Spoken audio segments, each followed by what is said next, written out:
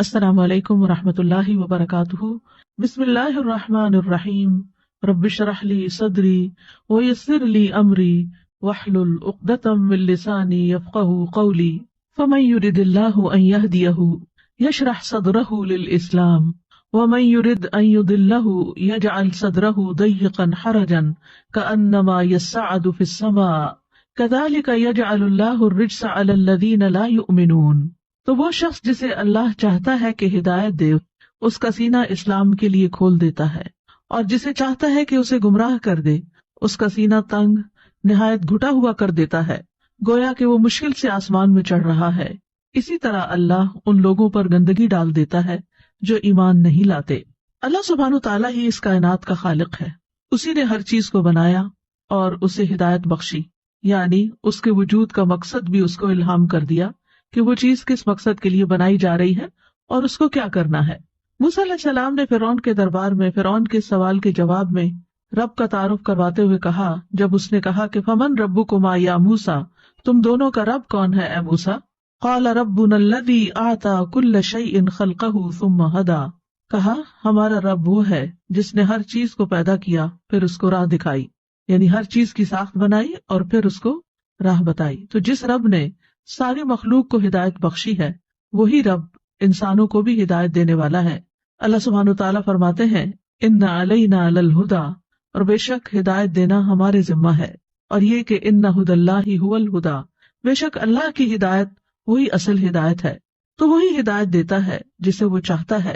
اور والذین اہتدوا زادہم ایمانا، اور وہ لوگ جو ہدایت پا جائیں ان کے ایمان میں اضافہ کر دیتا ہے۔ اللہ تو ہدایت دیتا ہے لیکن کوئی قبول کر لے تو اللہ سبحانہ تعالیٰ اس کی ہدایت میں مزید اضافہ فرماتا ہے۔ تو انسانوں کو بھی ہدایت دینے والا وہی ہے، اور جب وہ کسی کے ساتھ ہدایت کا ارادہ کرتا ہے تو اس کا سینہ اسلام کے لیے کھول دیتا ہے، وہ شخص خیر سے محبت کرتا ہے، قبول حق اس کے لیے آسان ہو جاتا ہے، وہ اس پر خوش ہوتا ہے، اس پر مطمئن ہوتا ہے، وہ ہدایت قبول کرنے کے لیے کوئی شرائط نہیں رکھتا، وہ ہدایت کی تلاش میں ہوتا ہے، تو جب ہدایت سامنے آ جاتی ہے تو اس کو قبول کر لیتا ہے، اور جس کو وہ بھٹکا دے اس کا سینہ تنگ اور گھٹا ہوا ہو جاتا ہے۔ لیکن اللہ سبحانہ تعالیٰ زبردستی کسی کو نہیں بھٹکاتا۔ جو شخص ہدایت حاصل نہ کرنا چاہے، بظاہر جسمانی طور پر وہ صحت مند ہو لیکن پھر بھی اس کا دل تنگ ہو، ہدایت کی باتیں اسے مشکل معلوم ہوتی ہوں، تو ایسے شخص کو پھر اللہ ہدایت نہیں دیتا۔ یعنی جو شخص ایمان، علم اور یقین سے انتہائی گھٹن محسوس کرتا ہے اور اس کے دل پر شبہات اور شہوات کا غلبہ ہوتا ہے تو اللہ سبحانہ وتعالیٰ اس کو ہدایت کی توفیق نہیں دیتا۔ تو فرمایا فَمَن يُرِدِ اللَّهُ أَن يَهْدِيَهُ يَشْرَحْ صَدْرَهُ لِلْإِسْلَامِ وَمَن يُرِدْ أَن يُضِلَّهُ يَجْعَلْ صَدْرَهُ ضَيِّقًا حَرَجًا كَأَنَّمَا يَصْعَدُ فِي السَّمَاءِ۔ تو یہاں پر فرمایا کہ جس شخص کو اللہ چاہتا ہے کہ ہدایت دے اس کا سینہ اسلام کے لیے کھول دیتا ہے، اور اس میں جب بندہ چاہتا ہے کہ اس کو ہدایت ملے تو اللہ سبحانہ تعالیٰ بھی اس کے لیے ہدایت کی راہیں آسان کر دیتا ہے، اس کو توفیق عطا کرتا ہے، اسلام کو اس کے لیے آسان اور سہل کر دیتا ہے، اسلام کی طرف آنے کے لیے اس کو ہمت عطا کرتا ہے، تو یہ اس بندے کے ساتھ بھلائی کی علامت ہوتی ہے۔ ابن عباس رضی اللہ عنہما فَمَن يُرِدِ اللَّهُ أَن يَهْدِيَهُ يَشْرَحْ صَدْرَهُ لِلْإِسْلَامِ کے بارے میں کہتے ہیں کہ اللہ اس کے دل کو توحید اور ایمان کے لیے کشادہ کر دیتا ہے، کھول دیتا ہے، کھلا کر دیتا ہے، اور اس طرح وہ اللہ کے ہر حکم کو دل کی خوشی سے قبول کرتا ہے۔ اسی لیے ایک حدیث میں بھی آتا ہے کہ مَن يُرِدِ اللَّهُ بِهِ خَيْرًا يُفَقِّهْهُ فِي الدِّينِ، کہ جس کے ساتھ اللہ تعالیٰ خیر کا ارادہ کرتا ہے اس کو دین کی سمجھ دے دیتا ہے۔ اور اللہ سبحانہ تعالیٰ نے یہاں جو فرمایا کہ فَمَن يُرِدِ اللَّهُ أَن يَهْدِيَهُ، جس کے ساتھ اللہ ارادہ کرتا ہے کہ اسے ہدایت دے، تو یہاں ارادے سے مراد ارادہ کونیہ ہے، اور ہدایت سے مراد نیک اعمال کی توفیق دینے کی ہدایت ہے۔ تو ایسے انسان کو آپ دیکھیں گے کہ اس کا سینہ اسلام کے احکامات کے لیے، اس کے شاعر کے لیے کھلا ہوتا ہے، وہ خوشی سے، کھلے دل سے، اوپن مائنڈلی اس کو قبول کر لیتا ہے اور پھر خوشی سے اس پر عمل بھی کرتا ہے۔ یہ جو آتا ہے کہ نماز منافقوں کے لیے بہت بھاری ہے لیکن مخلص لوگوں کے لیے وہ آنکھوں کی ٹھنڈک بھی ہے۔ نبی صلی اللہ علیہ وسلم نے فرمایا تمہاری دنیا کی چیزوں میں سے عورتیں اور خوشبو میرے لیے محبوب بنا دی گئی اور میری آنکھوں کی ٹھنڈک نماز میں رکھ دی گئی، میری آنکھوں کی ٹھنڈک نماز میں رکھ دی گئی۔ تو گویا یہ شرح صدر کی علامت ہے کہ انسان کو نیک عمل سے محبت ہو۔ ایسے لوگوں کے لیے اللہ اور لوگوں کے حقوق سے تعلق رکھنے والے تمام اعمال کے لیے شرح صدر ہو جاتا ہے، دل کھل جاتا ہے۔ اس کے طریقے اور عبادت میں سے ہے کہ انسان پر واجب ہے کہ وہ سارے کے سارے اسلام کو اس کے اصولوں اور اس کے فروع یعنی اس کی جزیات کے ساتھ قبول کریں، اور اس کو بھی قبول کریں جو اللہ کے حق کے ساتھ تعلق رکھتا ہے اور اس کو بھی جو بندوں کے حقوق کے ساتھ تعلق رکھتا ہے۔ اور انسان کو چاہیے کہ پھر وہ کھلے دل سے ان چیزوں کو قبول کرے، اور اگر وہ ایسا نہیں کرتا تو پھر وہ ان لوگوں میں سے ہو جائے گا کہ جن کا دل اللہ نے ہدایت کے لیے تنگ کر دیا۔ تو خوش نصیب ہے وہ جس کا سینہ اللہ کھول دے، اور یہ اللہ ہی کے ہاتھ میں ہے، وہی دلوں کو کھولتا ہے، اور خوش نصیبی اس کی مخلوقات میں سے ایک مخلوق بھی ہے۔ تو اپنی مخلوق میں سے اس خوش نصیبی کو جس آدمی کے دل میں چاہتا ہے رکھ دیتا ہے، لہذا وہ دین کی بات سننے پر خوش ہوتا ہے، مسکراتا ہے، گویا وہ اس کے اپنے دل کی بات ہو۔ لیکن جس سے یہ سعادت چھن جائے، اس کو اسلام کا ایک ایک حکم، لوگوں کا حق، اللہ کا حق بہت بھاری اور بوجھل لگتا ہے۔ اسی لیے فرمایا وَمَن يُرِدْ أَن يُضِلَّهُ يَجْعَلْ صَدْرَهُ ضَيِّقًا حَرَجًا كَأَنَّمَا يَصْعَدُ فِي السَّمَاءِ، یعنی جسے اللہ تعالیٰ گمراہ کرنے کا ارادہ کر لیتا ہے تو اس کی علامت یہ ہے کہ اس کا سینہ تنگ اور گھٹا ہوا کر دیتا ہے، اس کا دل شبہات اور شہوات کے سمندر میں ڈوب جاتا ہے، بھلائی اس تک راہ نہیں پاتی، نہ ہی بھلائی اور نیکی کے لیے سینہ کھلتا ہے، گویا وہ سخت تنگی اور شدت میں ہے، گویا وہ آسمان پہ چڑھ رہا ہے، یعنی اسے آسمان پر چڑھنے کا مکلف کیا جا رہا ہے جہاں چڑھنے کی اس کے اندر کوئی طاقت نہیں۔ ایسا شخص دنیا کے کاموں کے لیے خوب محنت کرتا ہے، خوشی خوشی کام کرتا ہے، خوب بھاگ دوڑ کرتا ہے، لیکن جو ہی کوئی دین کا حکم آتا ہے، اللہ کا کوئی حکم آتا ہے تو اس کی ساری ہمت جواب دے جاتی ہے۔ اور یہاں پر یہ جو لفظ حرجن استعمال ہوا ہے، عمر بن خطاب نے مدلج قبیلے کے ایک بادیہ نشین یعنی صحرا میں رہنے والے اعرابی سے حرجہ کا مطلب پوچھا تو انہوں نے کہا کہ درختوں کے درمیان ایک ایسا درخت ہوتا ہے جس تک پالتو یا جنگلی جانور یا کوئی اور چیز نہیں پہنچ سکتی، یعنی وہ اتنا اندر ہوتا ہے جنگل میں کہ اس تک کسی کی رسائی نہیں ہوتی۔ یہ سن کر عمر رضی اللہ عنہ نے فرمایا کہ اسی طرح منافق کے دل تک بھی خیر و بھلائی کی کوئی بات نہیں پہنچ سکتی، کیونکہ وہ اتنے پردوں میں ہوتا ہے، اتنے اندھیروں میں ہوتا ہے کہ وہاں تک اسے کوئی خیر نہیں ملتی۔ کأنما یصعد فی السماء، یعنی جس طرح زور لگا کر اوپر چڑھنا ایک مشکل کام ہوتا ہے، اسی طرح جس شخص کا دل تنگ ہو اس کے لیے ہدایت کو قبول کرنا مشکل ہوتا ہے۔ یہاں پر ایک اور لطیف بات بھی پتہ چلتی ہے کہ آج کے دور میں اس بات کو جان لیا گیا ہے کہ جب انسان بلندی کی طرف چڑھتا ہے تو آکسیجن کم ہو جاتی اور اوپر جانے میں سانس لینا مشکل ہو جاتا ہے۔ 1400 سال پہلے قرآن مجید کے نزول کے وقت کسی کو یہ بات معلوم نہیں تھی کہ گویا وہ آسمان کی طرف چڑھ رہا ہے اور اس کا سینہ گھٹ رہا ہے، تو یہ ایک محسوس بات ہے کہ جو اوپر جاتا ہے سانس کی تنگی کی وجہ سے اس کا سینہ گھٹتا ہے۔ تو اسی طرح مثال دی گئی ان لوگوں کی کہ جن کو دین کی بات یا اللہ کی طرف سے آئی ہوئی بات سن کر ان کا دل کھلنے کی بجائے گھٹنے لگتا ہے، تو ان کے لیے پھر سزا کیا ہے؟ کذالک یجعل اللہ الرجس، اسی طرح اللہ ان پر رجس ڈال دیتا ہے۔ رجس کے معنی ہوتے ہیں گندگی کے۔ ابن زید کہتے ہیں کہ اس سے مراد عذاب ہے، یعنی ایسے لوگوں پر پھر اللہ کا عذاب ہی آتا ہے۔ ابن عباس کہتے ہیں رجس سے مراد شیطان ہے، یعنی اللہ ان پر شیطان کو مسلط کر دیتا ہے، جیسا کہ ایک آیت میں بھی آتا ہے وَمَن يَعْشُ عَن ذِكْرِ الرَّحْمَنِ نُقَيِّضْ لَهُ شَيْطَانًا فَهُوَ لَهُ قَرِينٌ، کہ جو رحمان کے ذکر سے تغافل برتتا ہے ہم اس پر ایک شیطان مسلط کر دیتے ہیں جو اس کا دوست بن جاتا ہے، اور پھر جس کو شیطان کی دوستی میسر آ جائے اس کے لیے خیر کی راہوں پہ چلنا تو بہت ہی مشکل کام ہو جاتا ہے۔ مجاہد کہتے ہیں کہ رجس سے مراد ہر وہ چیز ہے جو خیر سے خالی ہو، یعنی پھر اللہ سبحانہ وتعالیٰ اس کے ساتھ خیر کا ارادہ نہیں کرتے اور اس کو ایسے کاموں میں لگا دیتے ہیں کہ جس سے کوئی خیر نہیں نکلتی۔ اسلام اور ایمان کے لیے سینہ کھلنے کی ہمارے دین میں بہت اہمیت ہے، کیونکہ سینے کے اندر دل ہوتا ہے اور دل ہی مرکز ہے ہدایت کو قبول کرنے کا، اور اگر سینہ بھچا ہوا ہو تو دل بھی گھٹا ہوا ہوتا ہے اور خیر کی بات اس کے اندر سرایت نہیں کرتی۔ اللہ سبحانہ وتعالیٰ نے اپنے نبی کے سینے کو کھول دیا ہدایت کو قبول کرنے کے لیے اور وحی الہی کو قبول کرنے کے لیے۔ فرمایا الم نشرح لک صدرک، کیا ہم نے آپ کے لیے آپ کا سینہ کھول نہیں دیا؟ یقیناً کھول دیا، اور جس کا سینہ کھل جائے اسے رب کی طرف سے ایک نور عطا ہوتا ہے، ہدایت عطا ہوتی ہے۔ سورۃ الزمر میں اللہ تعالیٰ فرماتے ہیں افمن شرح اللہ صدرہ للاسلام فہو علی نور من ربہ فویل للقاسیۃ قلوبہم من ذکر اللہ اولئک فی ضلال مبین۔ تو کیا وہ شخص جس کا سینہ اللہ نے اسلام کے لیے کھول دیا ہے سو وہ اپنے رب کی طرف سے ایک روشنی پر ہے، کیا وہ کسی سخت دل انسان کی طرح ہو سکتا ہے؟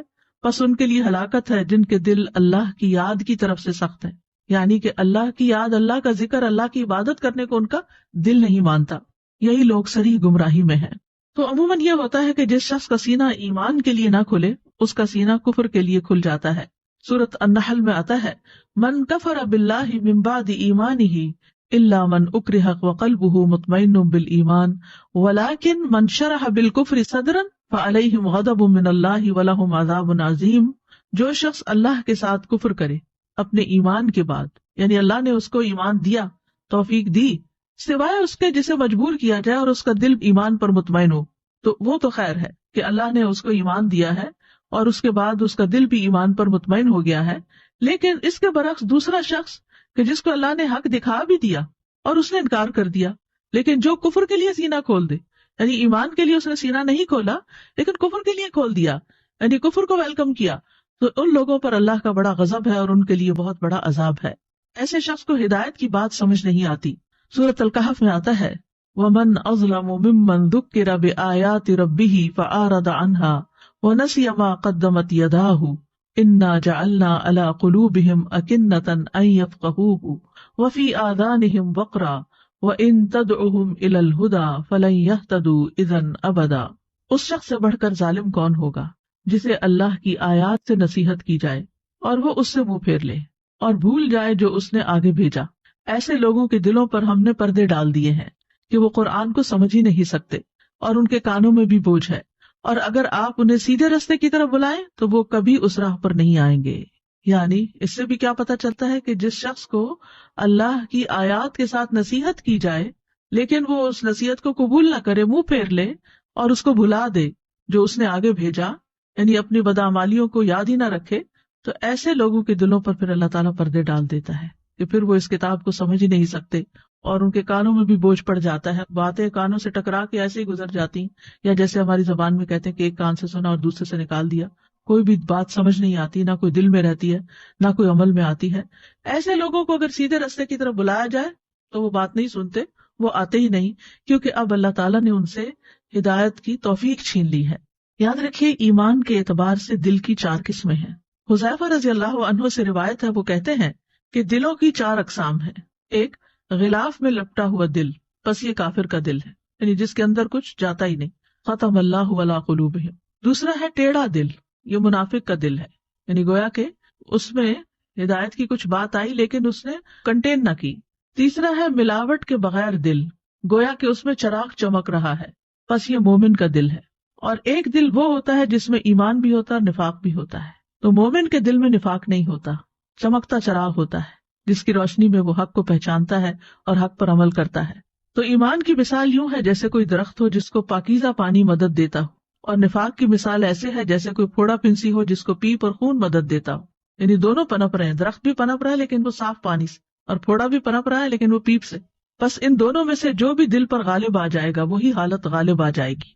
یعنی جس کو وحی کے پانی سے، وحی کی بارش سے فائدہ ہو اس کو ہدایت مل جائے گی، اور دوسرا جس کا دل ٹیڑھا ہو وہ اس ہدایت کو اپنے اندر نہیں رکھے گا اور نفاق میں مبتلا ہو جائے گا، اور جس کا دل کھلے ہی نہ تو وہ تو کفر میں مبتلا ہو گیا. ایمان اللہ سبحانہ تعالیٰ کے صرف پسندیدہ بندوں کو نصیب ہوتا ہے. صحیح ترغیب و ترہیب میں آتا ہے، عبداللہ بن مسعود روایت کرتے ہیں کہ رسول اللہ صلی اللہ علیہ وسلم نے فرمایا، یقیناً اللہ مال اسے بھی دیتا ہے جس سے محبت کرتا ہے اور اسے بھی دیتا ہے جس سے محبت نہیں کرتا، لیکن ایمان صرف اسے دیتا ہے جس سے وہ محبت کرتا ہے. بس جب اللہ کسی بندے سے محبت کرتا ہے تو اسے ایمان عطا کر دیتا ہے.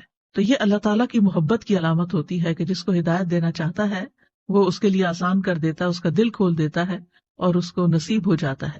اور پھر سورۃ الحجرات میں آتا ہے کہ اللہ تعالیٰ اس کے دل میں ایمان کو مزین کر دیتا ہے، زینت بخشتا ہے، خوبصورت کر دیتا ہے، یعنی اس شخص کو ایمان سے محبت ہو جاتی ہے. وَلَٰكِنَّ اللَّهَ حَبَّبَ إِلَيْكُمُ الْإِيمَانَ وَزَيَّنَهُ فِي قُلُوبِكُمْ وَكَرَّهَ إِلَيْكُمُ الْكُفْرَ وَالْفُسُوقَ وَالْعِصْيَانَ أُولَٰئِكَ هُمُ الرَّاشِدُونَ. اور لیکن اللہ نے تمہارے لیے ایمان کو محبوب بنا دیا اور اسے تمہارے دلوں میں مزین کر دیا، اور اس نے کفر اور گناہ اور نافرمانی کو تمہارے لیے ناپسندیدہ کر دیا. یہی لوگ ہدایت والے ہیں. یعنی جس کے دل میں کفر، گناہ اور نافرمانی کی نفرت ہے اور اس کے برعکس ایمان کی محبت ہے تو ایسا ہی شخص دراصل ہدایت یافتہ ہے. یاد رکھیے دل انسانی جسم کا سب سے قیمتی حصہ ہے، اور اگر دل میں نور ہو تو انسان اس روشنی میں ہدایت پا جاتا ہے، اور اگر دل ہی اندھیرا ہو تو پھر انسان کے سامنے حق کی خیر کی 100 باتیں بھی کی جائیں تو وہ اس کو سمجھ نہیں آتی۔ نعمان بن بشیر کہتے ہیں میں نے رسول اللہ صلی اللہ علیہ وسلم کو فرماتے ہوئے سنا، بے شک جسم میں ایک ٹکڑا ہے، جب اس کی اصلاح ہو جاتی ہے تو تمام جسم کی اصلاح ہو جاتی ہے، اور جب وہ خراب ہو جاتا ہے تو تمام جسم خراب ہو جاتا ہے۔ سنو، وہ دل ہے، اور ایمان کا مقام بھی دل ہے، تقویٰ کا مقام بھی دل ہے، اچھائی اور برائی کی پہچان کا معاملہ بھی دل کے ساتھ ہے۔ اس لیے رسول اللہ صلی اللہ علیہ وسلم نے فرمایا جس کے دل میں رائی کے دانے برابر بھی ایمان ہوگا وہ آگ میں داخل نہیں ہوگا۔ یعنی اگر دل کے اندر ایمان ہے تو پھر اس کے لیے جہنم میں خلود نہیں ہے، ہمیشگی نہیں ہے، بلکہ اس کو وہاں سے نکال لیا جائے گا، اور یہاں تو یہ فرمایا کہ وہ آگ میں داخل بھی نہیں ہوگا۔ پھر اسی طرح ابو ہریرہ کہتے ہیں کہ رسول اللہ صلی اللہ علیہ وسلم نے اپنے سینے کی طرف اشارہ کرتے ہوئے فرمایا 3 بار تقویٰ یہاں ہے، تقویٰ یہاں ہے، تقویٰ یہاں ہے۔ اسی طرح ابن مسعود کہتے ہیں وہ شخص ہلاک ہوا جس کا دل نیکی کو نیکی اور اس کا دل برائی کو برائی نہ سمجھے۔ اور یہ بھی کب ہوتا ہے کہ دل نیکی کو نیکی سمجھے اور اس کو سمجھ میں آ جائے کہ یہ نیکی ہے؟ جب دل کے اندر روشنی ہوتی ہے، جب دل کے اندر ایمان ہوتا ہے، جب دل کے اندر ایمان کا چراغ جل رہا ہوتا ہے تو پھر انسان کو فوراً سمجھ آ جاتا ہے کہ جو نیکی میں نے کی ہے وہ واقعی نیکی تھی، اور جو برائی کی ہے وہ برائی تھی، یعنی برائی اور بھلائی کا فرق محسوس کرنے لگتا ہے۔ اور اللہ تعالیٰ دل کی بنیاد پر ہی بندوں کو چنتا ہے۔ عبداللہ بن مسعود کہتے ہیں کہ بے شک اللہ نے بندوں کے دلوں پر نظر فرمائی تو محمد صلی اللہ علیہ وسلم کے دل کو بندوں کے دلوں میں سب سے زیادہ بہتر پایا، اس لیے اللہ نے ان کو اپنے کام کے لیے منتخب فرما لیا اور انہیں پیغمبری کا شرف عطا کر کے مبعوث فرمایا۔ پھر قلب محمد کے بعد بندوں کے دلوں پر نظر فرمائی تو آپ صلی اللہ علیہ وسلم کے صحابہ کے دلوں کو سب سے بہترین پایا، چنانچہ اللہ نے انہیں اپنے نبی کا وزیر بنا دیا۔ پھر اللہ سبحانہ تعالیٰ بندوں کی شکلیں دیکھنے کے بجائے دل دیکھتا ہے۔ مشہور حدیث ہے صحیح مسلم کی، ان اللہ لا ينظر الى اجسادکم ولا الى صورکم ولکن ينظر الى قلوبکم واشار باصابعہ الى صدرہ۔ رسول اللہ صلی اللہ علیہ وسلم نے فرمایا بے شک اللہ نہ تمہارے جسموں کو دیکھتا ہے کہ کتنے فٹ اور سمارٹ ہیں، نہ ہی تمہاری صورتوں کو دیکھتا ہے جو سو کالڈ انسانوں کے بنائے ہوئے اسٹینڈرڈ ہیں، ان کے مطابق حسن کے جو معیار ہیں ان پر کون پورا اترتا ہے۔ فرمایا کہ نہ وہ تمہاری صورتوں کو دیکھتا ہے لیکن وہ تمہارے دلوں کی طرف دیکھتا ہے۔ اور آپ صلی اللہ علیہ وسلم نے اپنی انگلیوں سے اپنے سینے کی طرف اشارہ فرمایا، یعنی اللہ دل کی طرف دیکھتا ہے۔ تو اس لیے جس شخص کا دل خوش ہوا اور شرح صدر ہوا، نیکی کر کے اس کے اندر ایک اطمینان پیدا ہوا، تو اللہ سبحانہ وتعالیٰ اس سے راضی ہو جائیں گے، اور ایسے شخص کو ایک طرح سے ایمان نصیب ہو گیا۔ تو اللہ تعالیٰ ہماری شکل و صورت نہیں دیکھتا بلکہ دل کے حال کو دیکھتا، تو ہمیں بھی اپنی پوری توجہ دل پر رکھنی چاہیے۔ لیکن آپ دیکھیے کہ ہم سب زیادہ تر اپنا وقت اپنی ظاہر کو سجانے میں لگاتے ہیں، بہترین لباس پہننا، میک اپ کرنا، فٹ رہنے کے لیے ایکسرسائز کرنا، اور بھی ظاہری خوبصورتی کی جتنی بھی چیزیں ہیں ان پر ہمارا وقت زیادہ لگتا ہے، جس کی وجہ سے لوگوں کی نگاہ میں ہم زیادہ جج جائیں۔ لیکن اس کے برعکس دل چونکہ لوگوں کو نظر نہیں آتے، اس لیے ان کی خوبصورتی کی طرف توجہ عموماً کم ہوتی ہے۔ تو اس آیت سے بیسیکلی ہمیں یہ پتا چلتا ہے کہ جس کے ساتھ اللہ ارادہ کر لے بھلائی کا، تو گویا ہمارے دل اللہ کے ہاتھ میں ہے، جیسا کہ حدیث میں بھی آتا ہے بے شک تمام بنی آدم کے دل رحمان کی انگلیوں میں سے 2 انگلیوں کے درمیان ایک دل کی طرح ہے، وہ اسے پھیر دیتا ہے جہاں وہ چاہتا ہے، یعنی چاہتا تو ہدایت کی طرف پھیر دیتا ہے اور چاہتا تو گمراہی کی طرف پھیر دیتا ہے۔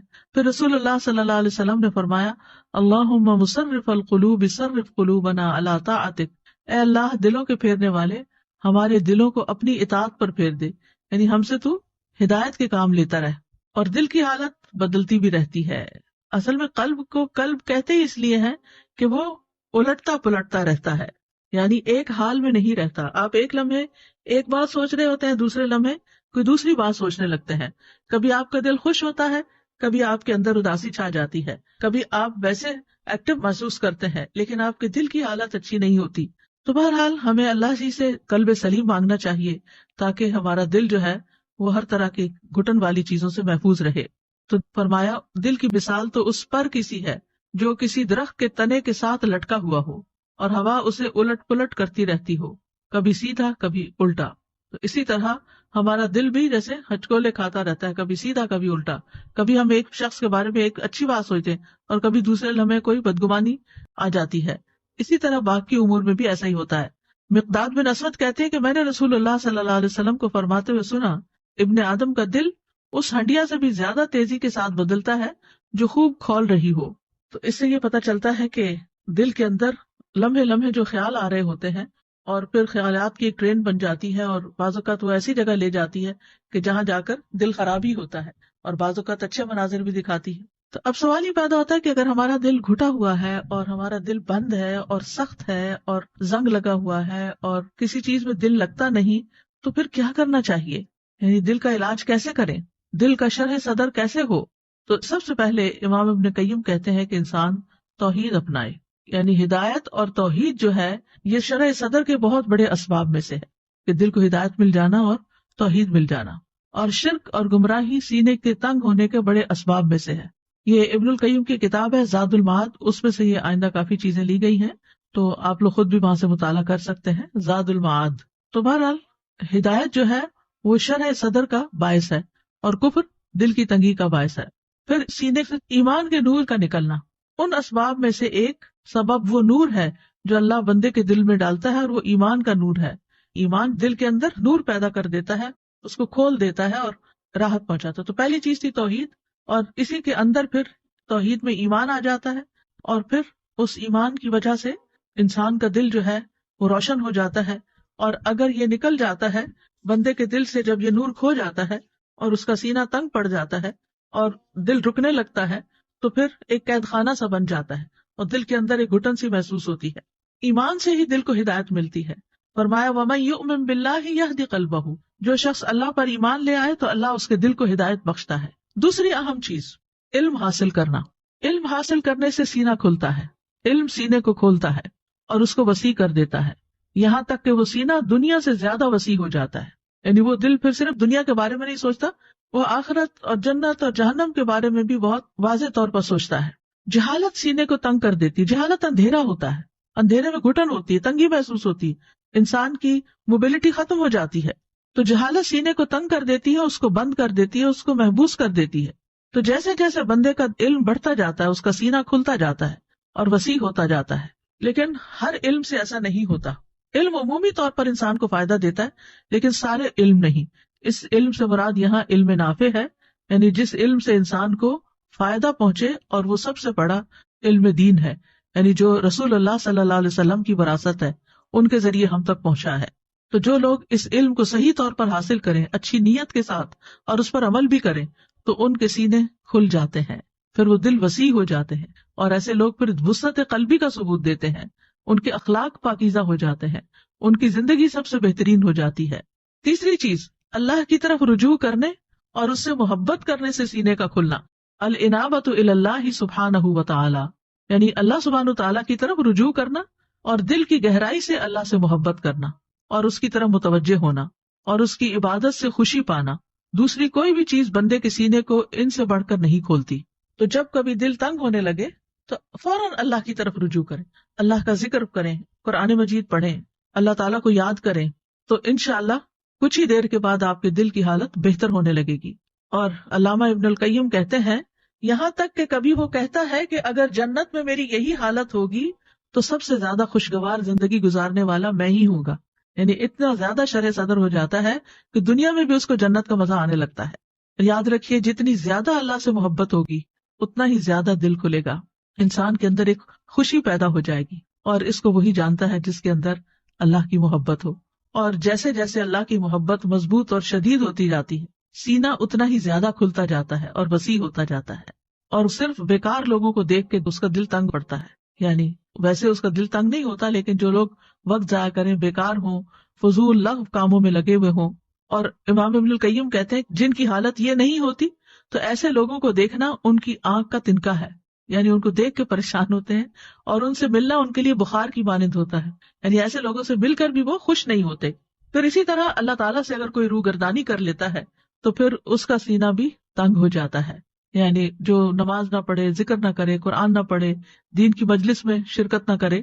ابن القیم کہتے ہیں کہ سینے کے تنگ ہونے کے اسباب میں سے اللہ تعالیٰ سے روگردانی کرنا، اور غیر اللہ کے ساتھ دل کو وابستہ کرنا ہے، اور اللہ کے ذکر سے غافل ہونا ہے، اور اس کے سوا کسی اور سے محبت کرنا ہے، یعنی اللہ کو چھوڑ کر اوروں سے محبت کرنا ہے۔ تو جو اللہ کے سوا کسی دوسرے سے ویسی محبت کرتا ہے یعنی جیسی اللہ سے کی جانی چاہیے تو وہ اسی کے ساتھ عذاب دیا جاتا ہے، اور غیر اللہ کی محبت میں اس کا دل جکڑ دیا جاتا ہے تو زمین میں اس سے بڑا بدبخت کوئی نہیں ہوتا، کیونکہ پھر اس کو اس کے بغیر چین اور قرار ہی نہیں آتا، تو یہ بذات خود ایک بہت بڑی سزا ہو جاتی ہے۔ اسی طرح اللہ کے ذکر سے روگردانی کے نتیجے میں زندگی تنگ ہو جاتی ہے۔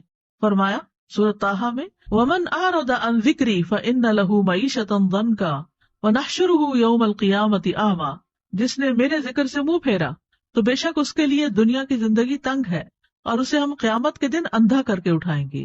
قال رب لم حشرتنی اعمیٰ وقد كنت بصیرا، وہ کہے گا اے میرے رب تو نے مجھے اندھا کر کے کیوں اٹھایا حالانکہ میں تو دیکھنے والا تھا۔ وہ فرمائے گا اسی طرح تیری طرف ہماری آیات آئی تھی تو انہیں بھول گیا تھا، اور اسی طرح آج تو بھلایا جاتا ہے۔ تو جو اللہ کی کتاب کو بھلا دیتا ہے، اللہ کی بات کو بھلا دیتا ہے، پھر اس کا سینہ تنگ ہو جاتا ہے۔ پھر اسی طرح چوتھی چیز یہ ہے کہ نبی صلی اللہ علیہ وسلم کی اتباع کی جائے، اس سے بھی سینہ کھلتا ہے۔ رسول اللہ صلی اللہ علیہ وسلم ہر اس صفت سے متصف تھے، ہر اس صفت کے حامل تھے جس سے اخلاق مکمل ہوتا ہے، اور شرح صدر اور دل کی وسعت اور آنکھوں کی ٹھنڈک اور روح کی زندگی حاصل ہوتی ہے۔ بس آپ شرح صدر اور زندگی میں اور آنکھوں کی ٹھنڈک میں سب سے زیادہ کامل تھے، اور اس کے ساتھ ساتھ آپ کا سینہ ظاہری طور پر بھی وسیع تھا، کشادہ سینے والے تھے، اور مخلوق میں سے جو آپ کی پیروی زیادہ کرے گا یعنی سب سے زیادہ کامل ہوگا آپ صلی اللہ علیہ وسلم کا اتباع کرنے میں، تو وہ شرح صدر میں اور لذت اور آنکھوں کی ٹھنڈک میں بھی سب سے زیادہ کامل ہوگا، اور بندہ آپ صلی اللہ علیہ وسلم کی پیروی کے مطابق ہی اپنے شرح صدر کو پا سکتا ہے، یعنی جتنی وہ آپ صلی اللہ علیہ وسلم کی پیروی کرے گا، اتباع کرے گا، اتنا ہی زیادہ سینہ کھلتا جائے گا۔ پانچویں چیز، اپنے اندر شجاعت پیدا کی جائے، اس سے سینہ کھلتا ہے۔ فرمایا جو بہادر ہوتا ہے، جو کھلے سینے والا ہوتا ہے، اس کا باطن وسیع ہوتا ہے اور اس کا دل کھلا ہوتا ہے، اور بزدل کا سینہ سب سے زیادہ تنگ ہوتا ہے کیونکہ وہ ہر چھوٹی بڑی بات پہ ڈر جاتا ہے اور اس کا دل گھٹنے لگتا ہے، اور اس کا دل سب سے زیادہ بند ہوتا ہے، نہ اس کے لیے کوئی خوشی ہوتی ہے اور نہ ہی مسرت، اور نہ ہی اس کے لیے کوئی لذت ہوتی ہے۔